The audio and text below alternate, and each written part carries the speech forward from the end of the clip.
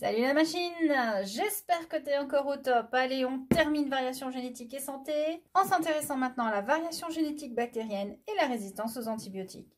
Vous êtes prêts? C'est parti!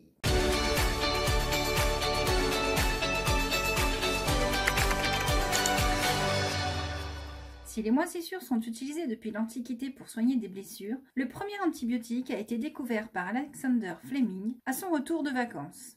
En effet, ce spécialiste des bactéries, au retour de ses vacances, s'est aperçu qu'une de ses boîtes de culture de staphylocoque a été contaminée par un champignon, Penicillium notatum, étudié par son voisin de paillasse. Au moment de vouloir nettoyer ses boîtes, il a remarqué que ce champignon avait provoqué la disparition des bactéries qui étaient en culture dans la boîte. Il a donc émis l'hypothèse que le champignon libérait dans le milieu une substance qui détruisait les bactéries. Le pénicillium, en vue macroscopique, ça ressemble à ça, et en vue microscopique, ça ressemble à ça. Et vous en connaissez un très bien de pénicillium, c'est le Penicillium roqueforti, celui qui donne le roquefort. Pour comprendre comment agissent ces antibiotiques, revoyons d'abord la structure d'une bactérie.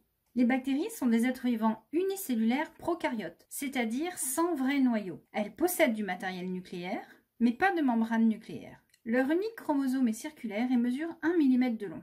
Les bactéries peuvent posséder des ADN de petite taille circulaire et non indispensables à la vie. On les nomme plasmides. Ils se répliquent indépendamment du chromosome et surtout plus rapidement que lui. On les détecte quand les gènes qu'ils possèdent confèrent à la bactérie un caractère nouveau. Ces plasmides peuvent être échangés entre deux individus. C'est le phénomène de la conjugaison bactérienne. Une bactérie va se connecter à une autre en produisant ce qu'on appelle un pili, par lequel une réplique du plasmide va pouvoir circuler. À ce moment-là, la deuxième bactérie aura reçu une copie du plasmide et aura acquis de nouveaux caractères. Les antibiotiques sont donc des substances produites par des bactéries et des champignons qui ont pour but à l'origine de protéger le territoire de ces bactéries. Ils agissent à différents niveaux. Certains vont inhiber la production de la paroi bactérienne ou encore vont s'attaquer à la membrane cytoplasmique bactérienne. Ce sont les antibiotiques de la grande famille des bêta-lactamines comme par exemple la pénicilline, l'amoxicilline ou la polymyxine. D'autres vont bloquer la réplication, ça va être le cas des antibiotiques de la famille des quinolones. D'autres vont bloquer la transcription comme la rifampicine. D'autres antibiotiques comme les tétracyclines s'occupent de bloquer la traduction. Et enfin, certains antibiotiques sont dits antimétaboliques car ils empêchent tout simplement les réactions enzymatiques, comme par exemple la doxorubicine. Donc vous l'aurez compris, s'il existe plusieurs grandes familles d'antibiotiques, elles n'ont pas toutes le même mode d'action. Et il faut bien que vous compreniez que tous les antibiotiques n'agissent pas sur toutes les bactéries. On va parler de spectre d'action. Vous avez ici les grandes catégories de bactéries, et vous voyez que pour certains antibiotiques, il y a un large spectre d'action, c'est-à-dire qu'ils agissent sur plusieurs catégories de bactéries, alors que d'autres, par exemple, que sur une catégorie de bactéries. C'est l'Institut Pasteur à Paris qui se charge de déterminer les spectres d'action des antibiotiques et qui va définir les concentrations critiques que l'on peut donner aux malades. Ces concentrations critiques sont les concentrations d'antibiotiques qui vont être efficaces sur les bactéries et qui ne vont pas représenter de danger pour le malade. On va déterminer la CCI, la concentration critique inférieure minimale. Si la concentration du médicament donné au malade est inférieure à la CCI, le traitement sera inefficace. Et on va définir la CCS, la concentration critique supérieure. C'est la concentration maximale que l'on peut donner au patient. Si la concentration du traitement est supérieure à la CCS, le médicament sera toxique pour le malade. Une fois CCI et CCS déterminés, l'Institut Pasteur détermine cette fois sur un antibiogramme les distances à laquelle on va retrouver ces CCI et ces CCS dans une plage de lyse ou plage d'inhibition. En effet, quand vous posez un antibiotique sur une culture bactérienne, vous pouvez observer la lyse de ces bactéries, c'est-à-dire le fait qu'elles meurent, elles sont dégradées. Si on est dans le cas d'un antibiotique qui tue les bactéries, on peut être dans le cas d'un antibiotique qui les empêche de se développer. Bref, dans tous les cas, quand on observe cette tache claire sans culture bactérienne autour d'un antibiotique, on sait que l'antibiotique a diffusé dans la gélose. Et il y a donc, au fur et à mesure que l'on s'éloigne de la pastille d'antibiotique, une concentration inversement proportionnelle à la distance à la source. On parle de gradient de concentration. Donc l'Institut Pasteur a fait des mesures dans la gélose de la concentration à différentes distances. Ça lui a permis d'obtenir ce graphique, diamètre de la plage de lyse ou de zone d'inhibition en fonction de la concentration, et on obtient grâce à 2 points une droite. La concentration critique supérieure sera forcément plus proche de la pastille antibiotique que la concentration critique inférieure. Ainsi, le diamètre du cercle correspondant à la concentration critique supérieure sera forcément plus petit que le diamètre du cercle correspondant à la concentration critique inférieure. Tout ça parce que l'antibiotique diffuse dans la gélose et qu'au fur et à mesure qu'on s'éloigne de la source de l'antibiotique, la concentration sera de moins en moins importante. Pourquoi? Parce que la surface est de plus en plus importante. Donc grâce à ce document établi par l'Institut Pasteur, n'importe quel technicien de laboratoire qui possède les références correspondant à toutes les bactéries et à tous les antibiotiques à leurs différents dosages va pouvoir déterminer ce qu'on appelle la concentration minimale inhibitrice, c'est-à-dire la plus faible concentration d'antibiotiques qui inhibe la croissance bactérienne. Cette CMI définit la sensibilité de la bactérie. Je m'explique. Vous avez ici en référence la pastille d'antibiotiques et les deux limites CCS et CCI de part et d'autre de celle-ci. Si la culture bactérienne s'arrête ici, cela veut dire que dans la gélose, il y a la concentration minimale inhibitrice d'antibiotiques présente, qui empêche donc les bactéries de se développer au-delà de cette concentration. Pour connaître la valeur exacte de cette CMI, le technicien va mesurer le diamètre de la plage de Lise et va le reporter sur le graphique. Il va ainsi obtenir la concentration exacte minimale inhibitrice de cette bactérie. Cette concentration étant inférieure à la CCI, cela signifie qu'on va pouvoir donner au malade le traitement habituel et que celui-ci sera efficace. Pourquoi? Parce que dans le sang du patient, il y aura une concentration en antibiotiques supérieure à celle qui est nécessaire pour tuer les bactéries. Nous sommes donc face à une population de bactéries sensibles. Si par contre, lors de la culture des bactéries récupérées chez un patient malade, on s'aperçoit que les bactéries poussent très proche de l'antibiotique, le diamètre mesuré va être très petit et va indiquer une CMI supérieure à la CCS. Donc, si la concentration minimale d'inhibition de la bactérie est supérieure à la concentration critique supérieure acceptable pour un être humain, à ce moment-là, il va y avoir un souci. Ça veut dire qu'on va devoir donner des doses très élevées aux patients pour tuer les bactéries. Or, à ce moment-là, la molécule antibiotique sera toxique pour le patient et le traitement ne peut pas être appliqué. Nous sommes alors dans le cas d'une bactérie résistante à l'antibiotique testé. Il va donc falloir changer de traitement. En supposant maintenant que les bactéries poussent jusqu'à ce niveau-là, nous sommes entre la CCI et entre la CCS. Ce qui veut dire que la concentration minimale d'inhibition va être inférieure à la dose toxique pour le patient, mais supérieure à la dose recommandée. Et que va-t-il se passer dans ce cas-là? Eh bien, nous sommes confrontés à une souche bactérienne qui n'est ni sensible ni résistante, mais intermédiaire. Cela veut dire que dans sa population, il y a quelques individus qui sont résistants. Et le problème du choix du traitement va se poser, car quand on prend un traitement antibiotique, dans les 4 heures suivant la prise de l'antibiotique, on va avoir des taux d'antibiotiques maximum dans le sang.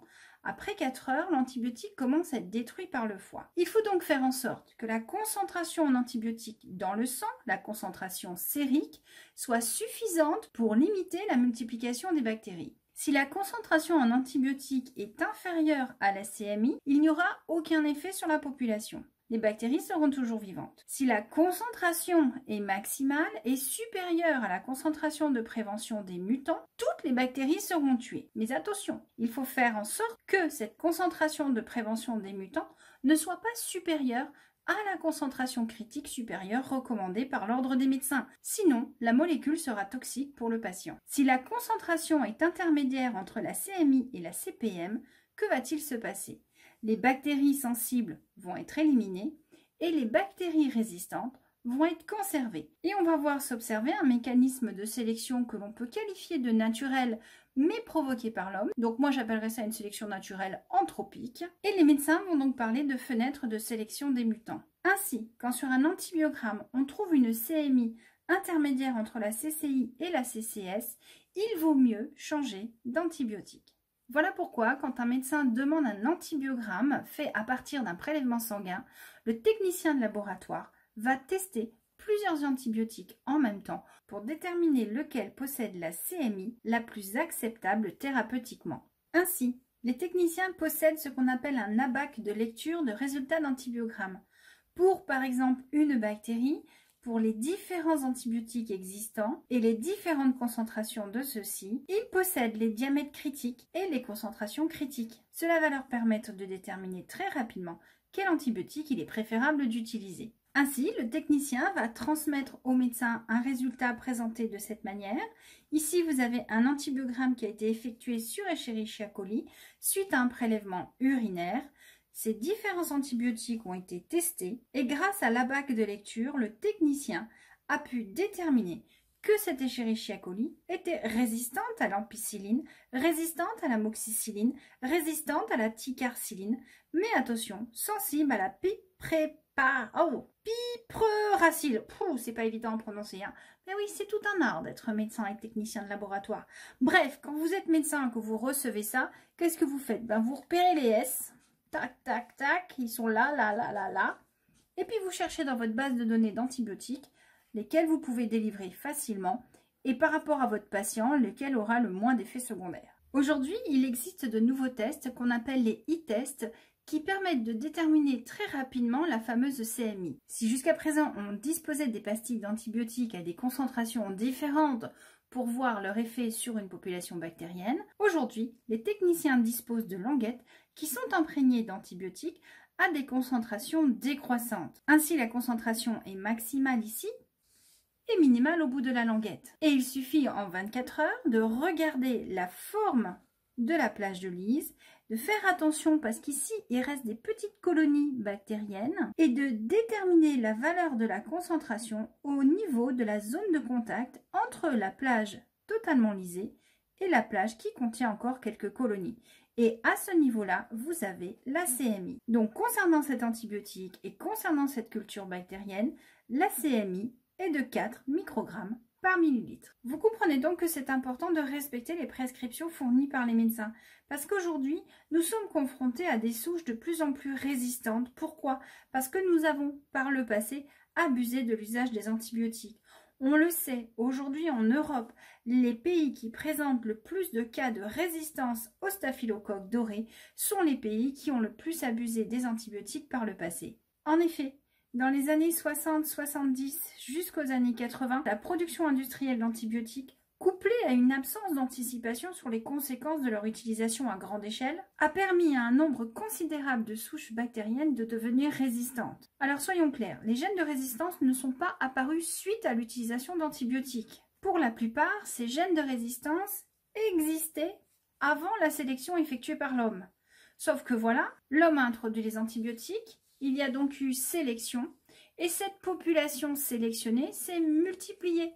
De ce fait, aujourd'hui, nous avons des souches qui sont à 90% résistantes, c'est-à-dire que sur 100 bactéries, vous en avez 90 qui présentent un gène de résistance. Et le problème, c'est que les gènes de résistance, ils ont été identifiés sur des plasmides.